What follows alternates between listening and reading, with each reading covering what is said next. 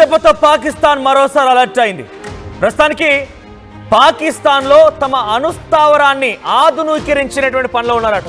దీంట్లో మీకు అర్థమయ్యేతో చెప్పాలంటే అణుస్థావరాన్ని మళ్ళీ కొంత మోడర్న్గా వాళ్ళు టెక్నాలజీని ఇంప్రూవ్ చేసుకునే పనిలో ఉన్నారట. ఇక్కడ కనిపిస్తోంది కదా కైరానా హిల్స్లో అయితే అణుస్థావరాన్ని మన భారత్ ఢీ కొట్టిందని చెప్పి పాకిస్తాన్ అంటోందో అక్కడ రేడియేషన్ లీక్ అయిందని చెప్తున్న వార్తలు వస్తున్నాయి కదా. సో దాన్ని ఆధునీకరించుకునేటువంటి పనిలో, మోడర్నైజేషన్ చేసే పనిలో, టెక్నాలజీ ఇంప్రూవ్ చేసుకునే పనిలో పాకిస్తాన్ సిద్ధమైందట. దీనికోసం పాకిస్తాన్కి చైనా కూడా సహకారం అందిస్తుందట.